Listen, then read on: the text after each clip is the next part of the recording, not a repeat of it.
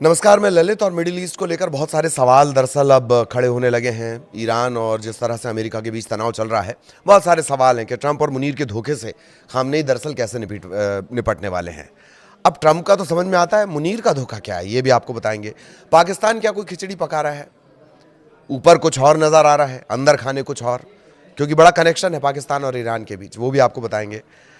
वो डर कौन सा है कि यूएस को रोक रहा है? अरे सब कुछ तो लेकर पहुंच गए, असलाहा लेकर पहुंच गए, पूरा का पूरा चलता फिरता जो एक युद्ध का मैदान है वो वहाँ पर लेकर पहुँच गए। कह रहे हैं दूसरा युद्ध का मैदान और बुला ले रहे हैं। उसके बावजूद भी कौन सी चीज़ है जो रोक रही है? और क्या इन सब के बीच ट्रंप की, हालांकि एक महत्वपूर्ण बैठक होने वाली है, ट्रंप उस वजह से भी अटके हुए हैं क्योंकि उसमें ज़्यादातर जो कंट्रीज़ हैं वो अरब कंट्रीज़ हैं। वो महत्वपूर्ण बैठक है। बोर्ड ऑफ पीस जो उन्होंने बनाया, पीस बोर्ड जो भी उन्होंने बनाया है, उससे पहले अगर कहीं हमला कर देंगे तो पीस कहां से रह गई? तो आखिर वो कौन सा डर है जो यूएस को रोक रहा है? और क्या इन सब के बीच अगर इजराइल ये देखेगा कि नहीं, अमेरिका तो हमला कर ही नहीं रहा, तो क्या इजराइल कुछ ऐसा कर सकता है जो अमेरिका को उकसाए या कम से कम ऐसा दिखाए? जानकार तो ये भी कहते हैं कि अमेरिका और इजराइल एक दूसरे से बात किए बिना कुछ नहीं करते हैं। तो क्या वो कुछ ऐसा करेगा कि अमेरिका को हमला करने का एक मौका मिल जाए विश्व बिरादरी के सामने? तो वो महत्वपूर्ण ये टॉपिक है। इसके अलावा एक अब्राहम समझौता भी है। अब्राहम समझौते को लेकर ख्वाजा आसिफ ने कुछ ऐसा कह दिया कि बातें हो रही हैं। अब अगर वो अब्राहम समझौते का हिस्सा बनता है तब तो दिक्कत हो जाएगी। इन्हीं सब के इर्द गिर्द चर्चा करेंगे। सबसे पहली बात कि आखिर ये बात क्यों आ रही है कि ट्रंप धोखा देंगे? तो ईरान तो कह चुका है कि भाई आप हमला कर दीजिए, अगर हम पर हमला होता है तो हम जवाब देंगे। लेकिन वो क्या चीज़ है? ट्रंप को क्या रोक रहा है? क्योंकि ट्रंप का तो 40,000 आपने तैनाती कर दी है।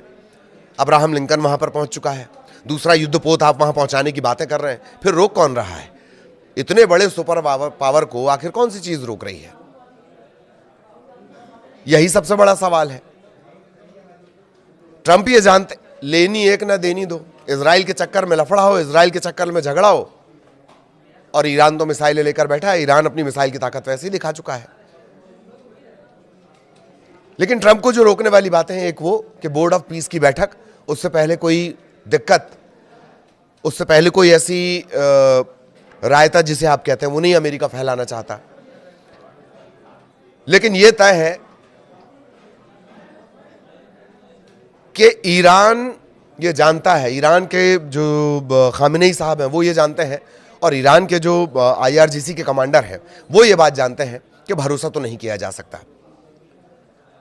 क्योंकि बैठक के होते होते, बैठक चलते चलते, बैठक की बातचीत करते करते, शांति की बातें करते करते कई बार अमेरिका ने वो किया है। यही वजह है कि क्या ट्रंप धोखा देने वाले हैं?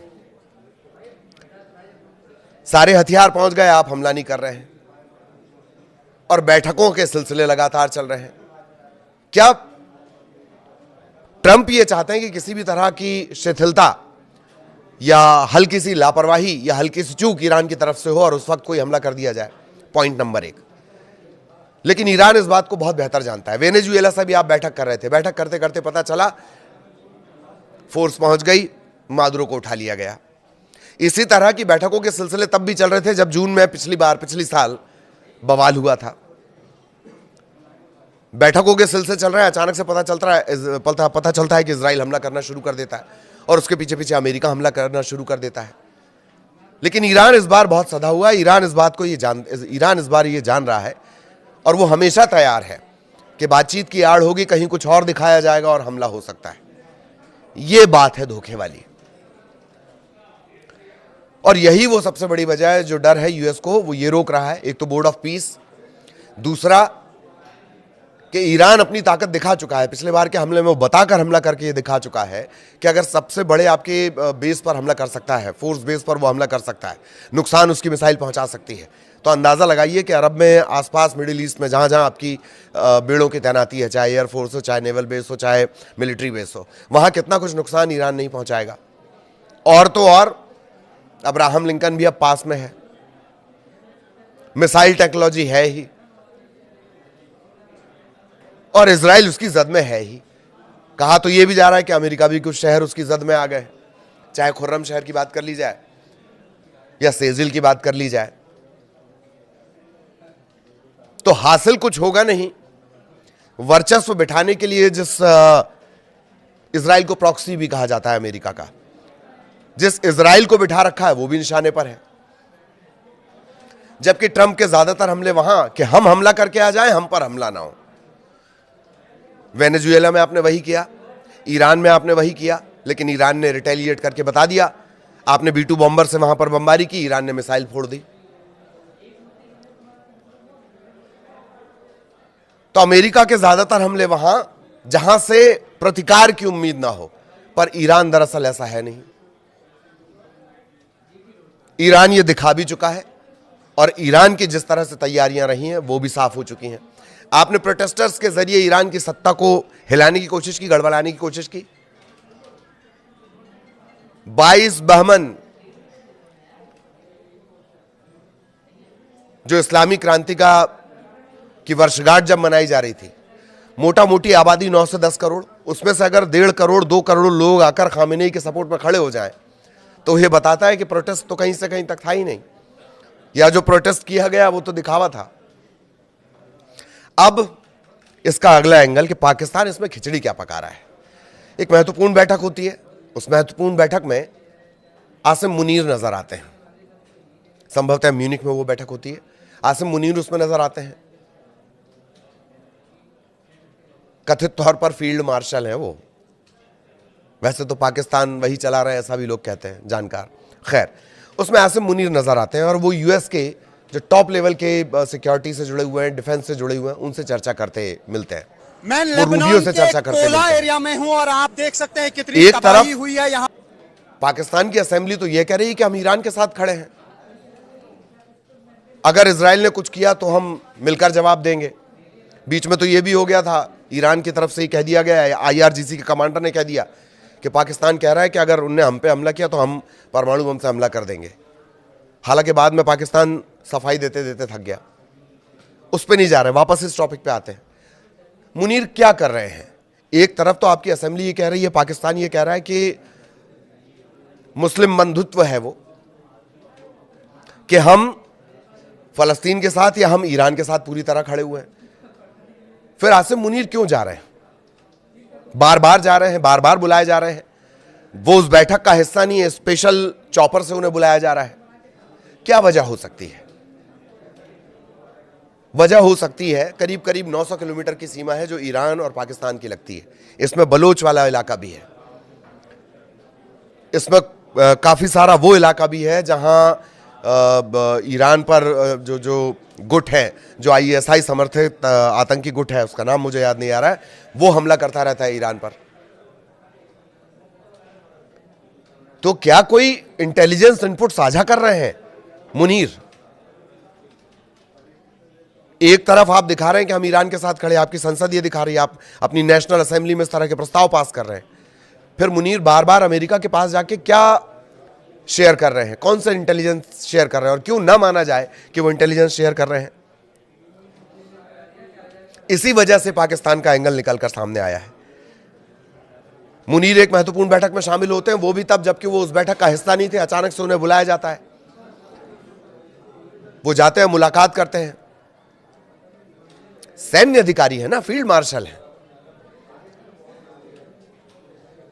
और यही वजह है कि इस पर डाउट शुरू हो गया। एक और बात है, अब्राहम समझौता 2020 अमेरिका की मध्यस्थता में इजराइल और कई अरब देशों के बीच होता है। इसमें UAE, बहरीन, मोरक्को ये इजराइल को मान्यता दे देते हैं। अगर पाकिस्तान इसमें शामिल होता है तो भविष्य में वो ईरान के साथ सैन्य या कूटनीतिक स्तर पर सहयोग करने की स्थिति में नहीं रहेगा। अब ये बात आ क्यों रही है कि अब्राहम समझौते में शामिल हो रहा है? दरअसल रक्षा मंत्री ख्वाजा आसिफ ने समा टीवी पर एक इंटरव्यू दिया और कहा अमेरिका की तरफ से अब्राहम समझौते में शामिल होने का दबाव है, और इस वजह से ये बातें निकल कर आ रही हैं। साफ तौर पर कहा कि दबाव पड़ेगा तो हम राष्ट्रीय हितों को देखकर फैसला लेंगे। इस बयान ने एक बार फिर इस बहस को जन्म दे दिया कि फिर तो आप उस कतार में शामिल हो जाएंगे जो इजराइल को मान्यता देती है, और अगर वो इजराइल को मान्यता देती है तो फिर आप ईरान के साथ कैसे खड़े हुए? और यही वजह है ख्वाजा आसिफ के इस बयान का एंगल है, अब्राहम समझौते का जो एंगल है, और आसिम मुनीर का इस तरह से बार बार जाना और अमेरिका के उन अधिकारियों और मंत्रियों से मिलना जो सीधे रक्षा मंत्रालय से जुड़े हुए हैं, डिफेंस से जुड़े हुए हैं। क्या आप बता रहे हैं उस बॉर्डर के बारे में? 900 किलोमीटर, करीब करीब 900 किलोमीटर का जो बॉर्डर होता है वो कम नहीं होता है। इसी तरह से तो अमेरिका के ऑपरेशंस होते हैं ना। कहीं चले जाओ शांति के नाम पर, किसी को उठा लाओ शांति के नाम पर, किसी को भी मार डालो शांति के नाम पर, कहीं दंगा भड़का दो शांति के नाम पर। अमेरिका का तरीका है, जानकार जैसा बताते हैं। अब इन सबसे इतर इजराइल, जैसे ही ईरान की तरफ से कोई रिएक्शन आता है, जैसे ही ईरान अपनी मिसाइलें इजराइल की तरफ तानता है या मिसाइलों से जुड़ी कोई बात करता है, इजराइल सीधे जाता है कहां? अमेरिका के पास। इस बार भी इजराइल अमेरिका के पास गया, बंद कमरे में बातचीत हुई, वो बातचीत बाहर नहीं आई। और इजराइल प्रॉक्सी कहलाता है अमेरिका का। इजराइल ये चाहता है कि अमेरिका जल्द से जल्द हमला करे और ईरान में किसी तरह सत्ता परिवर्तन हो जाए। एक बात और, मुनीर की जिस बैठक का मैं जिक्र कर रहा हूं, जो मिडिल ईस्ट के जानकार जिस पर चर्चा कर रहे हैं अलग अलग, जिस चर्चा का भी मैंने थोड़ी देर पहले जिक्र किया जिसमें मुनीर शामिल हुए थे, उसमें रजा पहलवी भी थे। पहलवी कौन? रजा पहलवी, जिनके पिता से खुमैनी ने सत्ता छीनी थी, इस्लामी क्रांति हुई थी। ये शाह हैं वहां के, उस शाह के वंशज हैं रजा पहलवी।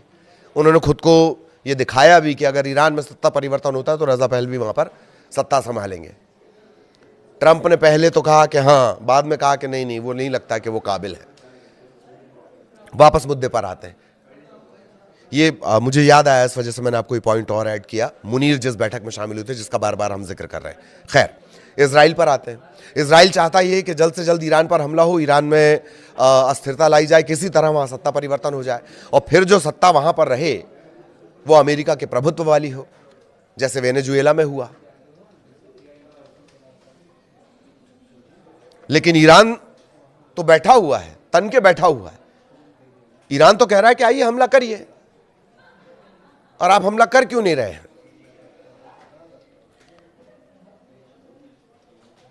अब सवाल कि क्या इजराइल कुछ ऐसा कर देगा, मोसाद के जरिए ऐसा कुछ करवा देगा कि अमेरिका को एक बहाना मिल जाएगा ईरान पर हमला करने का? अभी तो कह दिया गया कि 1 महीने का टाइम है ईरान के पास, वो और सोच ले, फिर हम बातचीत करेंगे। 19 फरवरी को एक महत्वपूर्ण बैठक होनी ही है।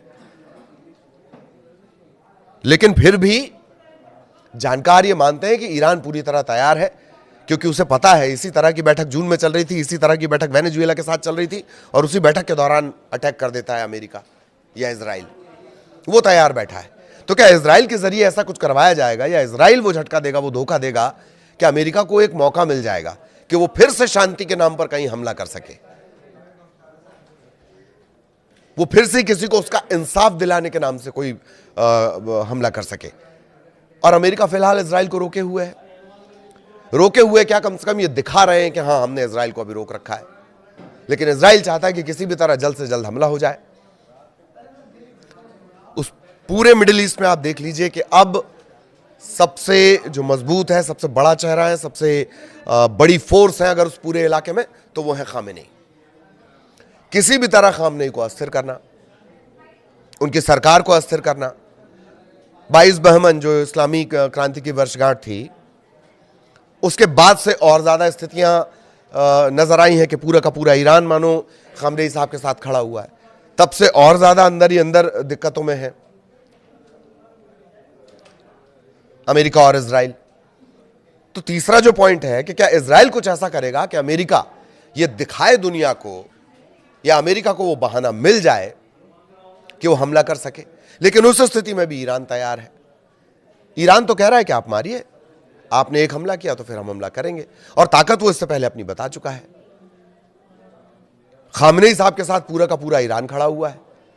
उसके अलावा अगल बगल के जो देश हैं वो ये साफ कर चुके हैं कि हम सैन्य अभियान में अपनी जमीन इस्तेमाल नहीं होने देंगे। अब अमेरिका के लिए स्थिति बड़ी विचित्र हो गई है। जगह जगह उसके बेस है, मिलिट्री के बेस है, एयरफोर्स के बेस है, नेवल बेस है। इन्हीं के जरिए वो मिडिल ईस्ट में अपना दबदबा कायम रखना चाहता है। लेकिन अगर वो हमला करता है तो इन सबको क्या जवाब देगा? तो अब इजराइल क्या कुछ ऐसा करने वाला है जिससे मौका मिल जाए? क्या वाकई बिना युद्ध के ये स्थितियां सुलझ सकती हैं? ये तनाव कम हो सकता है? जानकारों का कहना है कतई नहीं, इस तरह की स्थितियां तो नहीं बनेंगी। अमेरिका और इजराइल की पॉलिसी ये कि किसी तरह ईरान को भरोसा हो जाए कि अब कुछ नहीं होने जा रहा है और उसके बाद फिर एक हमला कर दिया जाए। लेकिन ईरान कतई इस गलतफहमी में नहीं है, उसे पूरा यकीन है और उस यकीन के दम पर वो पूरा तैयार है। आईआरजीसी का कमांडर बार बार आके बता देते हैं कि हम पूरी तरह तैयार हैं। इधर अमेरिका बताता है कि हमने ये सैनिक बेड़ा भेजा, वहां से ईरान की फोर्स बता देती है कि हां भेजो, हम पूरी तरह तैयार हैं। वो बादल क्यों बनना कि गरज तो रहे हैं, बरस नहीं पा रहे हैं? कोई तो वजह होगी, कोई तो डर होगा, और डर यही कि अगर ईरान ने हमला किया, ईरान ने वो नुकसान पहुंचाया, तब फिर क्या इज्जत रह जाएगी पूरी दुनिया में सुपर पावर की? और ईरान ऐसा कर सकता है। पिछली बार जब जून में टेंशन हुआ, सबसे इंपॉर्टेंट जो उदैद बेस है, एयर बेस है, वहां पर अटैक करके ईरान ने दिखा दिया कि हां सब उसकी रेंज में है। तो ये आज के वो पॉइंट्स, और एक पाकिस्तान का पॉइंट हमने आपको बताई दिया कि दिखाया कुछ और जा रहा है और ऐसा लगता है कि दरअसल अंदर खाने कुछ और चल रहा है पाकिस्तान में। आर्थिक स्थिति ऐसी है कि जो अमेरिका बोलेगा वो करना पड़ेगा। लेकिन इन सब के बीच खबर यह कि खामेनेई पूरी तरह से तैयार है, उनकी हर बात पे नजर है, वो लगातार नजर रखे हुए हैं। अब सबकी निगाहें टिकी हुई कि अमेरिका और इजराइल करने क्या वाले हैं। क्या बैठक के सिलसिले चलेंगे या अचानक से पता चलेगा कि फिर से कोई वेनेजुएला जैसी कोशिश हो गई? और अगर ऐसी कोई कोशिश होगी तो ईरान खामोश नहीं बैठेगा, यह भी तय है। आगे भी अपडेट आप तक पहुंचाएंगे। नमस्कार।